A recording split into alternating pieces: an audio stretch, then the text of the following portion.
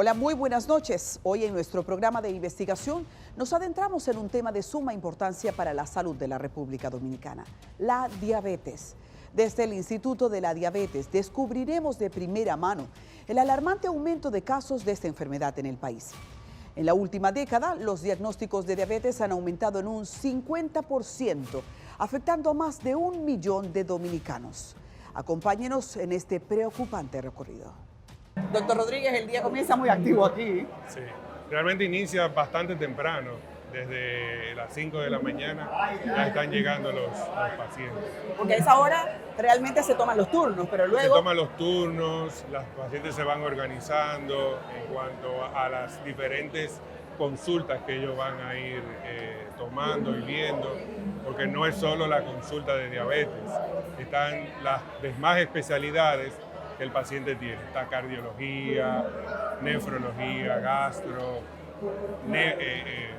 nefro, están prácticamente todas las especialidades aquí en nuestra... ¿Y cuántos pacientes como promedio ustedes atienden diariamente? En total pudiera llegar a los 800 pacientes. ¿Eso es mucho? Sí, mucho pacientes. En promedio de diabetes solo se ven alrededor de 300 pacientes. Solo de la consulta de diabetes, sin el resto de las otras especialidades. ¿Cómo está la diabetes en el país? Mira, diríamos que la diabetes es un reflejo en nuestro país de lo que pasa a nivel mundial. A nivel mundial se habla de 570 millones de pacientes con diagnóstico de diabetes. Hago énfasis en diagnóstico de diabetes porque 1 de cada 2 no sabe que la tiene. O sea, hay dos personas caminando y muy probablemente las 2 sean diabéticas, pero solo 1 la tiene diagnosticada, porque no duele. Y si no lo buscamos, no lo vamos a encontrar. En nuestro país estamos hablando de un 13.4% de la población, de acuerdo a un estudio que se hizo en nuestro hospital a nivel nacional. Entonces, estamos diciendo que alrededor de 1.300.000 personas. Y un subregistro de otro millón más. Y si nos vamos a lo que dicen las estadísticas, pudiera ser que ese 1 de cada 2 a lo mejor ande por cerca de 2 millones. Pero fíjate algo, hay una condición que es antes de diabetes, que es la prediabetes, que todavía en muchos casos se le da menos importancia porque en términos de número tú tienes que salir a buscarla. Por ejemplo, tú te haces ahora mismo unos análisis de sangre de rutina, tú no eres diabética, te hacen todos los análisis de rutina y ¿qué es lo que qué te buscan? La glicemia de ayuno, la de la mañana, y generalmente esa está normal. Pero cuando hablamos de factores de riesgo, ¿cuáles son? Obesidad o sobrepeso, pacientes que han tenido, mujeres que han tenido hijos que al momento de nacer pesaron más de 4 libras, papá, mamá o abuelos que son o fueron diabéticos. Solamente con ese grupito hay más, pero con esos factores de riesgo ya tú tienes que salir a buscarlo. Entonces, si esa persona con esos factores de riesgo no le hacemos una glucemia postprandial, no sabemos si está en diabetes o prediabetes. Entonces, esa prediabetes, que es glicemia después de haber comido por encima de 140, ya es un factor de riesgo independiente para enfermedad cardiovascular. Justamente entonces hablemos de esa prediabetes. ¿Qué tan grave es que la gente se eche 3 y 4 años en condición de prediabetes que el cuerpo va desarrollando, de modo que cuando lo diagnostica puede que ya sea tarde? Exacto. Entonces, como esa prediabetes, esos niveles de azúcar por encima de 140 después de haber comido, no en ayuna, ya eso te va dando influencia, te va haciendo estragos en lo que es la salud cardiovascular y probablemente aumente el riesgo de un infarto agudo al miocardio o de un accidente cerebrovascular. Entonces a veces debutan, o sea, se le descubre la diabetes en el momento que hace el infarto.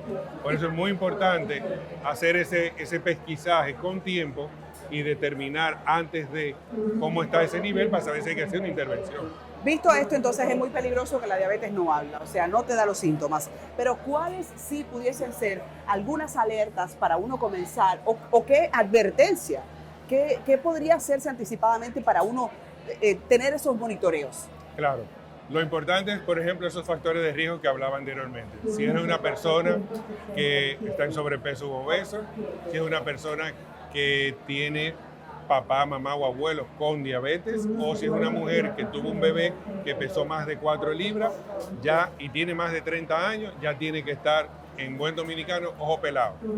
Tiene que empezar a hacerse sus consultas, por lo menos anuales, para buscar la forma de determinar cómo está ese estado metabólico y saber si hay que hacer una intervención para prevenir que no llegue a ser diabetes. No sé si es cierto, doctor, pero me dijeron que algunas personas se dan cuenta por la vista.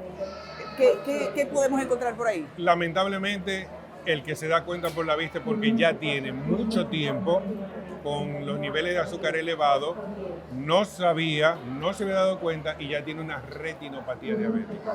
Wow. Entonces, en algunos casos se puede hacer algo, en la mayoría es simple y llanamente tratar de evitar que se siga perdiendo la calidad de la vista. En este hospital de la diabetes ustedes tienen todas las especialidades, hablábamos antes de empezar la grabación, que están relacionadas con la diabetes, pero parece que efectivamente son todas. Son todas.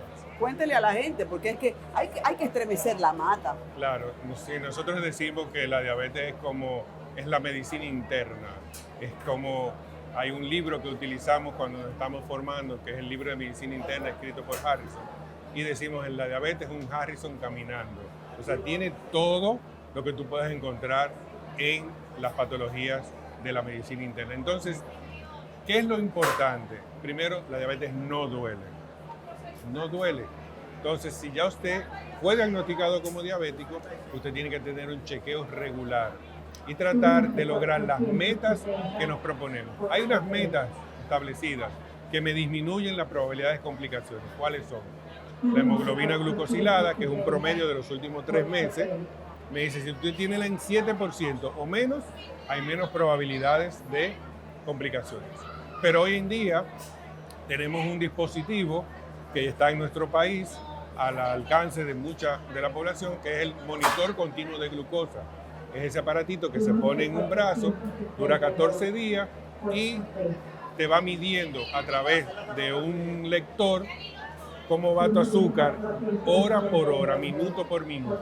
Y eso me da una visión clara de realmente dónde el paciente hace pico o hace bajo y cuándo se mantiene estable. Y ahí yo puedo hacer una intervención mucho más asertiva para tener un control. Porque la hemoglobina glucosilada es buena, pero la hemoglobina glucosilada es una visión del pasado, porque es los 3 meses que ya pasaron.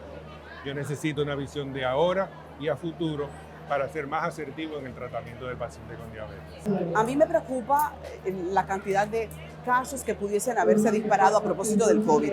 ¿Tenemos algún indicador de que la vacunación o los casos de COVID positivos han incidido para que la gente tenga más predisposición a la diabetes? Fíjate, interesantísimo eso. Y cuando el COVID estudiamos muchísimo esas cosas. El SARS-CoV-2, que es el virus que me da la enfermedad de la COVID, utiliza un receptor que está prácticamente en todo nuestro cuerpo, que es el receptor de la angiotensina 2, para entrar a la célula, y luego que entra se multiplica, y ahí es donde vinieron todas las complicaciones que vimos en esa época de pandemia. Uno de los órganos que tiene ese receptor es el páncreas. Y durante la pandemia de COVID vimos casos de pacientes que no tenían historia, no tenían factores de riesgo y que desarrollaron niveles elevados de glucosa. Esos pacientes se mantienen en estudio porque tenemos que saber si van a desarrollar realmente la diabetes o es una hiperglucemia producida por la infección de la COVID. Entonces sí, vimos muchos casos. La diabetes no te predispone a la infección por COVID, pero si tú no estabas bien controlado de ella y adquiriste el virus y la enfermedad, entonces hay más probabilidades de que desarrolles complicaciones porque tu inmunidad baja por la descompensación del azúcar. ¿Cuáles son en este momento las enfermedades que más están degenerando los pacientes que tienen una diabetes positiva? Bueno, realmente hablaríamos de las complicaciones crónicas de ella y es más bien por no quiero utilizar la palabra descuido, pero el no tener un buen control metabólico, no tener un buen control de sus niveles de azúcar. Y las más temidas son la nefropatía, o sea, el daño en los riñones, que puede llevarlo a hemodiálisis, la retinopatía, daños en la retina que me puede llevar a pérdida de la visión, y el pie diabético que me puede llevar a la pérdida de una de las extremidades. Esas son más o menos, hay más, pero esas son más o menos, diríamos, como la más temida, la que el paciente más le pone. Y de hecho, la que uno hace mucho más hincapié, porque son invalidantes. Entonces imagínate un individuo que sea cabeza de familia, que es el que aporta el dinero a la casa y que por una de estas complicaciones tiene que dejar de trabajar. Es una catástrofe. Seguro. Es una catástrofe. Entonces, la idea es que nosotros le brindemos la oportunidad a nuestros pacientes de poder lograr algo vital. Nosotros trabajamos para darle calidad de vida. Calidad de vida a nuestros pacientes para que ellos puedan lograr vivir el tiempo que tienen planificado con la oportunidad de desarrollarse. Ustedes están completos aquí. Realmente, ¿cómo consiguen que sea robusta la gestión del servicio? Porque todo el mundo quiere entrar al Instituto de la Diabetes. Y de paso, ¿cómo entran? Porque se hace muy difícil estar recibiendo un servicio en un hospital, un servicio en otro hospital, pero el que llega aquí encuentra todo. Todo, aquí lo tenemos todo. De hecho, nosotros tenemos una primera consulta, que es la consulta de primera vez, así se llama, donde el paciente que nunca ha venido a la institución se recibe ahí y se le hace, bueno, esa consulta dura prácticamente 1 hora. Se le hace un récord completo, se examina, se chequea completamente. Se determina a partir de ese chequeo y de la condición en que llega cuál va a ser el medicamento o la estrategia terapéutica que se va a usar con ellos, y se cita entonces luego ya para 1 semana o 15 días, dependiendo del caso, con todas las analíticas. Ya después que vemos todo en esa segunda consulta, ahí sabemos si tenemos que hacer alguna derivación. Si el paciente detectamos que ya tiene algún tipo de problema renal, obviamente lo derivamos a nuestra consulta de nefrología. Si el paciente tiene algún tipo de alteraciones o problemas visual, lo derivamos a la consulta de oftalmología. ¿Para qué? Para tener una visión holística de todo el manejo del paciente y poderle entonces hacer prevención, no solamente control actual, sino una prevención de futuras complicaciones que el paciente tiene. Vamos a seguir hacia acá, Gregoris, el recorrido del centro. La verdad que estoy impresionada porque el Instituto de la Diabetes, que por suerte, por no tener una enfermedad, no me había tocado, periodísticamente siempre es muy legítimo visitarlos, no lo conocía. Veo que ustedes tienen una muy robusta unidad de pie diabético, sí. Tienen una muy robusta unidad de oftalmología, todo aquí está muy bien pensado. Pero hay un punto, doctor, y es el tema de los costos para sostener enfermedades que son tan costosas y que van a vivir contigo, sí, para el resto de tu vida. ¿Cuál es el costo paciente para este centro? Bueno, es que va a depender de cada uno de ellos, de lo que sea, de la condición que tiene, de cómo nos llega. Pero nosotros la idea es que tenga, por ejemplo, acceso a una consulta especializada de bajo costo. Okay. Si el paciente tiene seguro, pues obviamente se toma su seguro.